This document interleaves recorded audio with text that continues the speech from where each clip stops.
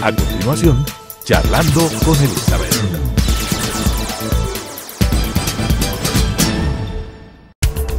Telesucesos Canal 29 presenta Charlando con Elizabeth. Con temas coyunturales, locales, nacionales e internacionales de interés general. Charlando con Elizabeth.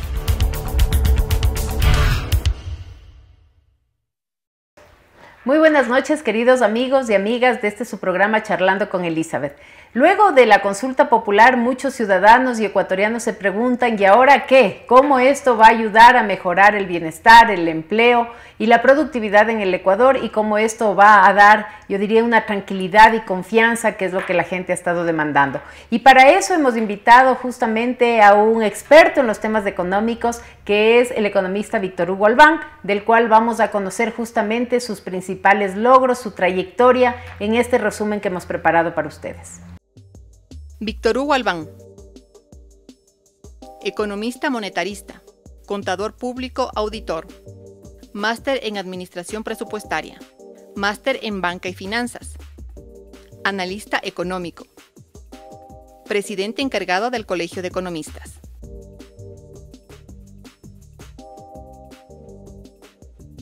Y justamente para conocer en la práctica cómo se traduce este apoyo masivo que los ciudadanos han dado en la consulta, sí a todas las preguntas, y ver cómo esto va a repercutir en el bienestar de los ecuatorianos, hemos preparado un pequeño video que vamos a ponerlo como antecedente a esta entrevista que llevaremos a cabo esta noche. Una vez conocidos los resultados de la consulta popular y el gran apoyo concedido por la ciudadanía al gobierno de Lenín Moreno, se augura una reactivación económica para el país. El análisis económico de los resultados hace prever un afianzamiento de la dolarización y la búsqueda de mecanismos adecuados para atraer inversiones extranjeras y evitar la salida de capitales locales. El mandato en las urnas ha sido clarísimo. Tenemos que construir un nuevo Ecuador. Tenemos que hacerlo inmediatamente y de manera conjunta. El presidente Lenín Moreno, desde que inició su gobierno, ha implementado acciones para disminuir el déficit de aproximadamente 4.400 millones de dólares existente en el presupuesto general del Estado. Entre las acciones ejecutadas está la reducción del gasto público, eliminación de aranceles, incentivos tributarios y control del contrabando y evasión de impuestos.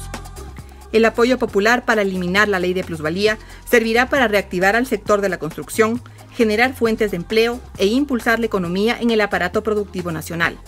Se tendrá que trabajar en una ley sustitutiva que involucre a los sectores productivos y establezca normativas que fomenten la inversión e incremente plazas laborales. El Ecuador intenta promover un nuevo sistema económico con la finalidad de generar confianza y estabilidad en los ámbitos tributario, jurídico, arancelario y político, con el objetivo de que se respeten los acuerdos, se trabaje con transparencia, se mejore el manejo macroeconómico y se reduzca el nivel de riesgo país. Bueno, y tenemos con nosotros al economista Víctor Hugo Albán. Muchísimas gracias por su tiempo, por haber aceptado nuestra invitación. Y queríamos, pues, economista, fundamentalmente conversar con usted cómo se traduce estos resultados.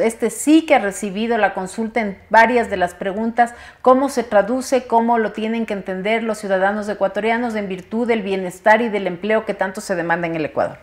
Muchas gracias. Realmente es importante ver la parte técnica. La parte política hemos visto desde anoche, pues desde el día domingo en la noche, donde ya se habló claramente de la parte política, todos los políticos dieron su opinión, su apreciación en diferentes canales, en diferentes medios de comunicación, pero nadie se acordó de la parte económica, que es fundamental.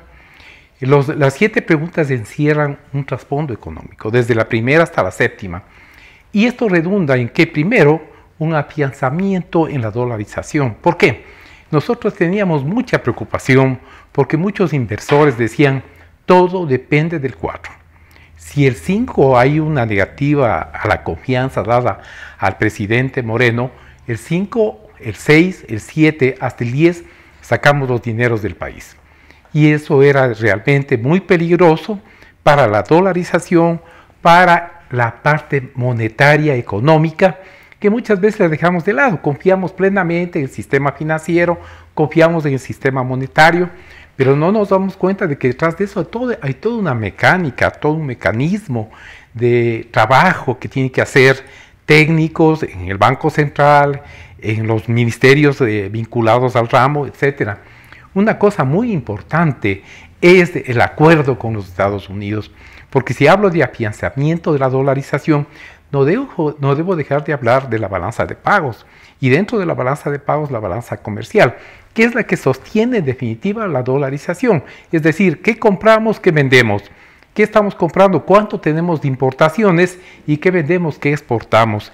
Y nuestro principal socio comprador es los Estados Unidos, no nos olvidemos que el 30% de las exportaciones van a Estados Unidos. ¿Se podría entender entonces esto como un mensaje al mundo, de alguna manera, de que el país está invitando para que estos resultados que dan credibilidad, confianza al gobierno y a su gestión, les invite a invertir, a que vean los ojos y que le vean al país ya como un país muchísimo más seguro, mucho más tranquilo, donde aspiramos y necesitamos justamente estas inversiones? El acuerdo con los Estados Unidos, fundamental para esta balanza de pagos que usted hace referencia. Es importante anotar de que no solamente es al mundo, es internamente al ecuatoriano. Recordemos que gran parte de los capitales ecuatorianos han ido al Perú. Nuestro principal inversor, dicen los peruanos, es el Ecuador, que el último año, el año 2017, con 6.000 millones de dólares. 6.000 millones de dólares que debieron ser reinvertidos aquí en el Ecuador, pero por falta de confianza, por falta de estrategias políticas, han salido este rato. ¿Qué pasa con este gesto, digamos, de ponencia de las 7 preguntas, al decir sí a las 7? Hay confianza en el presidente, hay confianza en el sistema. Tendrá que hacer ajustes que nosotros como Colegio de Economistas hemos recomendado.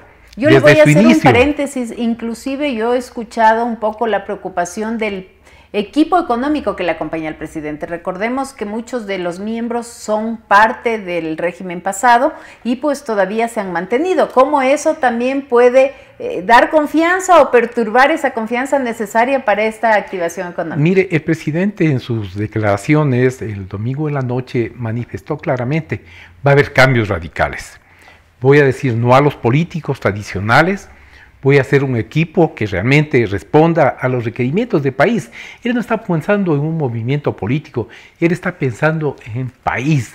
¿Qué es lo que requiere el Ecuador este rato? No para nosotros, para los hijos, los nietos de todos quienes me están mirando y escuchando en esta noche, que es realmente importante para el país. Si no hay inversión, ecuatorianos, no hay empleo. Y al no haber empleo hay problemas sociales. No pueden poner cientos, miles más de policías. Si no hay empleo, la gente sale a buscar qué hacer, y ese buscar qué hacer es muy peligroso para todos nosotros los ecuatorianos. Y es preciso manifestar que con este sí rotundo, porque son 65, 35, y dicen que posiblemente en los reconteos y los que vengan más allá será 70-30, que realmente el 70% es un voto de confianza al gobierno, un voto de confianza al presidente Lenín Moreno, que aspiramos se traduzca en inversión, se traduzca en empleo, se traduzca en bienestar. Más me voy a enfocar en la parte técnica. ¿Por qué? El aparato productivo necesita inversión. No se requiere asesorar al presidente extremos, ¿no? Decir, las empresas grandes tienen que pagar más. Ahuyentan la inversión, ¿no es cierto? Busquemos mecanismos que no le asusten al presidente. El presidente sale a hacer lo que los técnicos le indicamos. Y si un técnico le mal asesora al presidente, fracasa el país, pero ahí yo le fracasa la inversión. ¿Cómo lograr resultados distintos cuando el equipo económico está manejando las mismas estrategias? Tiene que haber cambios, Elizabeth, tiene que haber cambios radicales. Es decir, no se puede poner simplemente por recomendación de un anterior mandatario a un ministro de Finanzas que no entiende bien la política fiscal. No se puede poner a una criatura de gerente del Banco Central. Pobre, me da pena verle cada vez que se presenta porque no tiene ni la menor idea de dónde se ha sentado. El Banco Central es clave, no aquí en el Ecuador, en el mundo. Es un referente para las inversiones, es un referente para el comercio internacional. Tiene que ser una persona solvente, eminentemente, digamos, que conozca la materia, que sea monetarista. ¿Para qué? Para poder manejar un tema tan importante como es la dolarización. Es muy peligroso si alguien dice, no, sí, realmente yo estoy prestando plata para el gobierno, pero se da las vueltas. Eso es peligroso, la gente entiende ya el riesgo que significa tener la plata en los bancos privados. ¿Por qué? Porque a través del encaje va al Banco Central un porcentaje y eso está dándose préstamos al gobierno. Según datos proporcionados por varios analistas, entre ellos un economista connotado y buen analista, Abelardo Pachano, en una de sus intervenciones dice, son 8.000 millones que el gobierno ha tomado de los depósitos. Esto viene donde nosotros, distintas personas dicen, ¿qué pasa? Se está llevando el gobierno nuestra plata y ese es un peligro. ¿Qué tenemos que decir? No es que estamos engañando, sino que puede comparecer bonos y garantías de la misma índole, pero que no significan dinero en efectivo. Eso es muy peligroso. Vamos a hacer un pequeño corte comercial y regresamos en un momento más para continuar con esta entrevista con el economista Víctor Hugo Albán, presidente del Colegio de Economistas de Pichincha. Charlando con Elizabeth.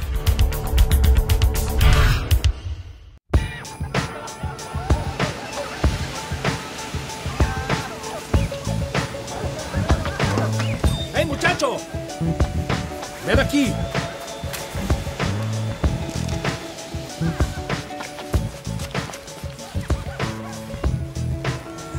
Oiga, espere. No puede ser. Yo gané más que esto. Me parece que está bien, chavo. Mejor aprende a sumar. Buenas. Hola, jefe. A ver, ¿cuánto tienes?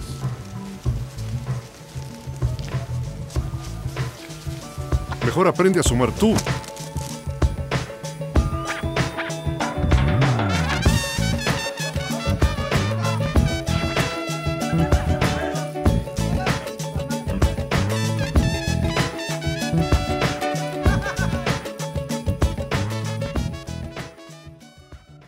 Charlando con Elizabeth.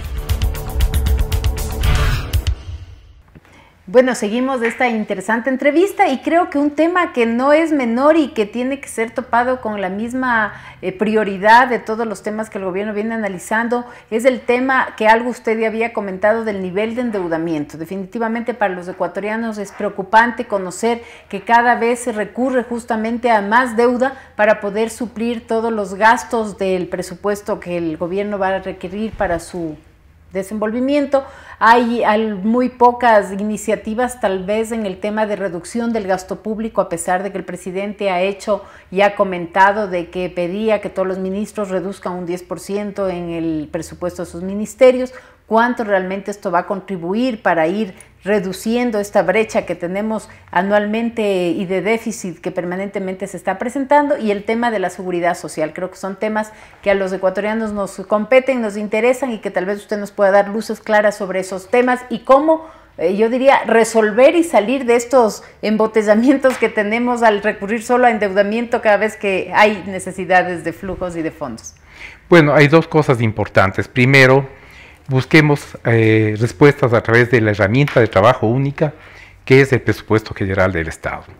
La Asamblea Nacional aprobó un presupuesto enfermo, con déficit. Según el señor ministro de Finanzas, era un déficit de 4.400 millones.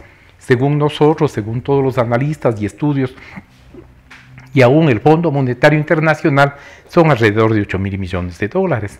Esto es endémico, ¿no es cierto? Venía desde antes con un gasto exagerado, con un derroche, diríamos, increíble de dinero, y que lo dejaron, digamos, como herencia al actual presidente de la República. Él no ha tenido otra alternativa, el endeudarse, porque si no, quebraba la caja fiscal. Pero nosotros hemos sugerido al presidente que el ministro de Finanzas puede buscar alternativas, no solamente con endeudamiento o con creación de nuevos impuestos. Habría que revisar los subsidios, hasta dónde es bueno sin que sea paquetazo, y hemos puesto como ejemplo el valor del gas. El valor de la pipeta de gas de 10 kilos en distribuidora cuesta $1.60. Hemos hecho un análisis y una encuesta a todos los ecuatorianos en los diferentes países, en las diferentes provincias, en las diferentes ciudades, ¿cuánto les cuesta la pipeta de gas? Les cuesta mínimo $3. ¿Quién está ganándose el 100%? El comercializador. Preguntábamos nosotros, ¿es justo eso? Que el Estado subsidie $1.000 millones solamente en gas, y quién se lleve el gran beneficio, ser comercializador. Pero solo ahí le voy a interrumpir algo. Esto sería tal vez darles la razón a quienes se han llenado la boca y han anunciado de un paquetazo que estaría preparándose después de la consulta popular. El valor sigue en $1.60. El tema del gas y el tema del combustible siempre son temas súper delicados. Pero no estoy diciendo que suban el gas, sino tratados. Que controlen al comercializador nomás. Que en vez de que se gane el 100% de una partecita para el presupuesto general del Estado. Y ahí habría una contribución de al menos unos 300, 400 millones de dólares.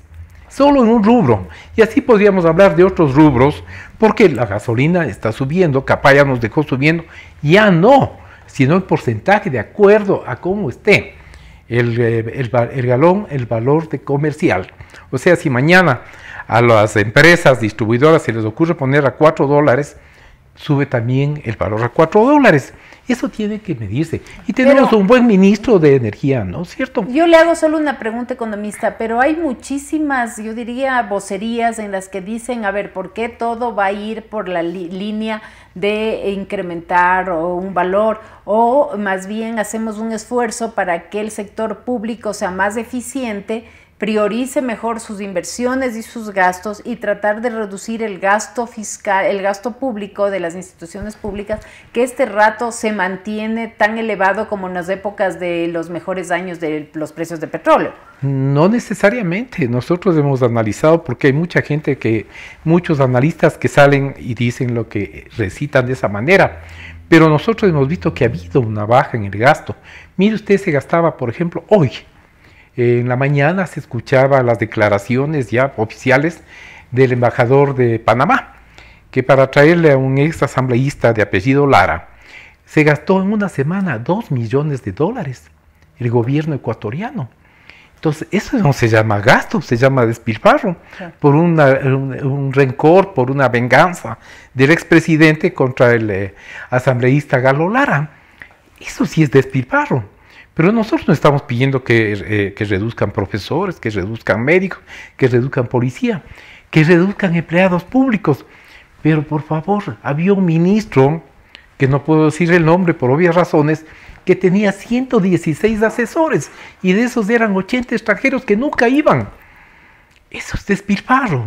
Eso sí podemos decir que se controle, ¿no? Ahora, ¿no es cierto? De hecho, se está bajando, por eso digo, se está bajando. Hay mucha gente que sin analizar, sin revisar esta herramienta de trabajo que es el presupuesto, salen a los medios de comunicación y dicen lo que no deben decir y desorientan a la comunidad. Yo pido a los analistas, a los economistas, que ahora están divididos en liberales, socialistas, ortodoxos. Entonces, que por favor no desorientemos a la comunidad, porque se presentan donde el presidente de la República y un grupo le pide austeridad y el otro grupo dice, no, debe haber más gasto. Entonces el presidente va a decir, póngase en un punto de equilibrio. Le va a creer al ministro de Finanzas en todo caso. Póngase de acuerdo a los economistas, como ya lo ha dicho más de una ocasión. Él, porque es un demócrata, escucha a todos.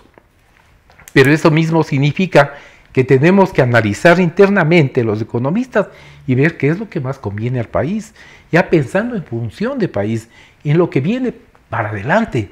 No podemos analizar lo que pasó, sino de aquí en adelante después y ver de la qué es lo que debemos hacer. Exactamente. Una cosa importante, ¿no? Cierto es que se dobló el número de empleados públicos, se triplicó el número de ministerios, de secretarías generales.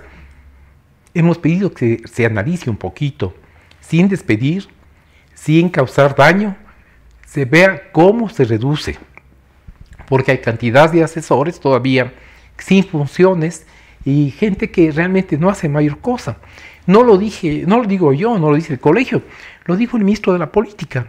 Hay cantidad de asesores, hay cantidad de gente que no tiene funciones. O sea, todavía hay un espacio para ajustar ese presupuesto. Entonces. Creo que cuando recién inició el gobierno anterior, había alrededor de 10,000 vehículos. Ahora hay 400,000 vehículos oficiales. Entonces, solamente un galoncito de gasolina al día ¿cuánto significa de ahorro para el país? Entonces, tenemos nosotros que recomendar que se vean estos gastos, ¿no es cierto? Que un asesor tenga carro, chofer. Hemos hecho estudios socioeconómicos. Hemos visto que va el chofer a retirar a un funcionario desde las 6 de la mañana están. De 6 a 8 y media gana 3 horas y media de sobretiempo. El funcionario nunca sale a las 4 y media, 5. Sale 7 y media, 8 o 9 de la noche. Gana 8 horas diarias de sobretiempo el chofer. Cuando realmente se puede conseguir de que se racionalice eso, ¿no? Los guardaespaldas de los ministros, de los asambleístas. ¿Quién cree que paga eso? El presupuesto general del Estado. Eso se debe mediar. Yo he visto, alguna ocasión estuve en Bogotá y obviamente la gente estaba tranquila. Solamente un policía decía, tengan cuidado, por favor, va a pasar el presidente de la República. Aquí se cerraban manzanas completas porque iba a pasar su majestad, ¿no? Y cuidado, les regresen a ver, que o se trompeaban o les llevaban preso. Entonces, había que ver cuánto gasto tiene eso. ¿Por qué no se le retira la guardia pretoriana al expresidente? Como se hacen en derecho las cosas, se deshacen. Yo creo que ya no necesita. ¿Sabe cuánto le significa tener 15 guardaespaldas que están turnándose en Bélgica, unos yendo y otros viniendo? Millones de dólares, ¿no? Que realmente pueden beneficiar aquí a la salud, a la seguridad y sobre todo al bienestar de los ecuatorianos. Vamos a hacer un último corte para regresar con el segmento final y vamos a dar paso a nuestros auspiciantes. Regresamos en un momento, no cambie de canal. Charlando con Elizabeth.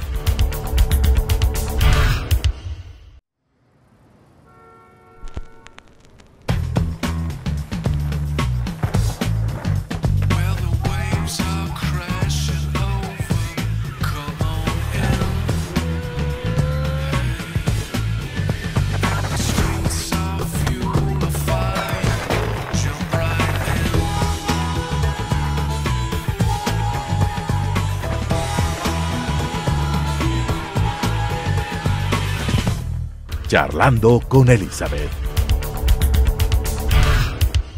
Bueno, y vamos al último bloque de nuestro programa y un tema que no puedo dejar de consultarle es justamente este sí rotundo en la pregunta referente a la derogatoria o reformas de la ley de la plusvalía.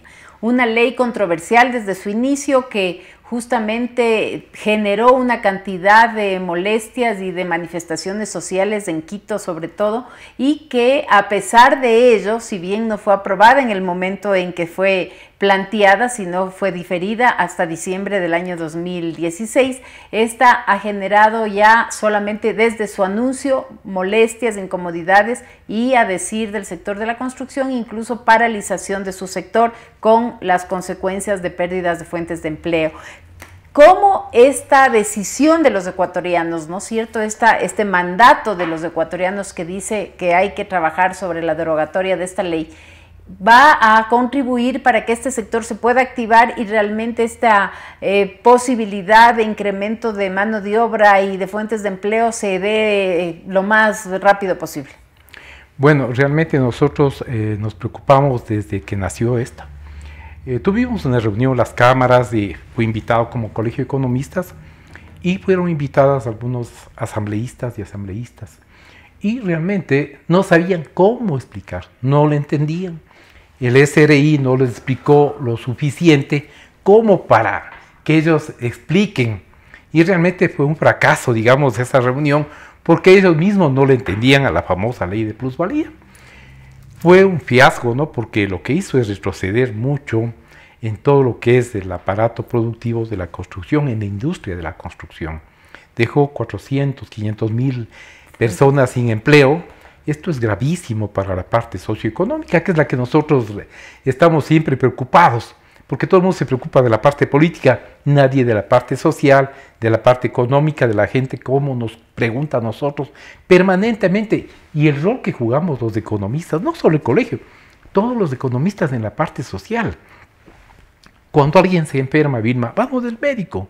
Cuando alguien tiene un problema económico, recurre a un economista y dice, bueno, déme alternativas, ¿no? Y nosotros tuvimos la suerte de tener maestros que nos enseñaron a solucionar problemas, no a crear problemas, ¿no? Entonces, lógicamente, lo importante aquí es ver cuál va a ser la reacción. El aparato productivo en un gran porcentaje se refiere a la construcción y se paralizó. Realmente era una paralización del sector de la construcción. Hemos hablado nosotros con el ingeniero Pita, que es el presidente de la Cámara de la Construcción, y él ha venido varias veces, nos hemos reunido y siempre hemos estado pendientes de ¿qué? De que esta famosa ley se derogue. Porque no solamente por los efectos que tenía, sino por lo que iba a generar en el futuro. Y los mismos municipios entendían, decían que había que cobrar a la segunda venta, y se hacían unos embrollos, se dañaban negociaciones, la gente terminaba disgustada, y querían cobrar lo que no debía cobrar. De invertir por esos temores, ¿no? Ese fue el gran problema, que la gente dejó de invertir en el sector, y esa plata, penosamente tengo que decir, muchas veces se fue al Perú, ¿no? Y en el Perú le reciben con los brazos abiertos. El mismo presidente Lenín Moreno decía se convirtieron en departamentos en Panamá o en Miami inclusive. Y en el Perú, entonces, no. Sí, entonces lógicamente, es en buen hora. Ahora lo que nosotros recomendamos es de que quienes están elaborando la nueva ley, la ley sustitutiva, consideren a los sectores productivos, consideren a las cámaras, consideren a los colegios, consideren a quienes podemos aportar sin ningún tipo de pretensión, sin ninguna retribución. Esa ley en todo caso viene desde el Ejecutivo por ser un tema de régimen económico, ¿no? Así es. Entonces esperaríamos que justamente ese texto lleve la opinión y tal vez logre consensuar los criterios de todos estos sectores que usted ha mencionado. Pero lógico, esa sería la parte que aspiramos nosotros, tanto los ingenieros civiles, los arquitectos y los economistas, que estamos hablando la parte económica, que a veces se olvidan que es la parte fundamental, porque un proyectista puede tener un excelente proyecto, mas no va a tener la parte económica, que es la fundamental. Es una ingeniería paralela, la ingeniería civil y la ingeniería económica.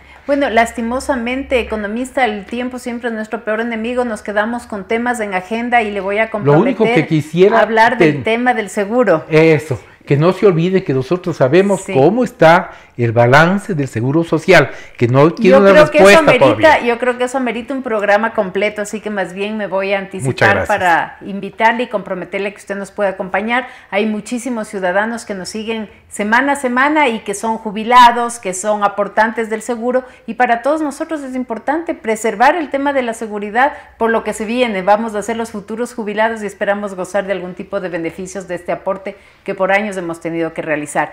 Lastimosamente tenemos que terminar nuestro diálogo por esta noche. Les agradecemos como todas las semanas su fidelidad, el acompañarnos y el escuchar estas entrevistas. Esperamos el próximo miércoles contar con su sintonía y muy buenas noches.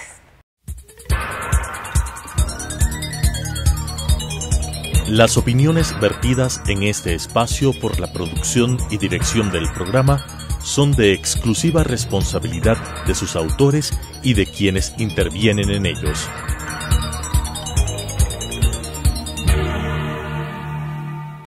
Telesucesos Canal 29 presentó Charlando con Elizabeth. Con temas coyunturales, locales, nacionales e internacionales de interés general. Charlando con Elizabeth.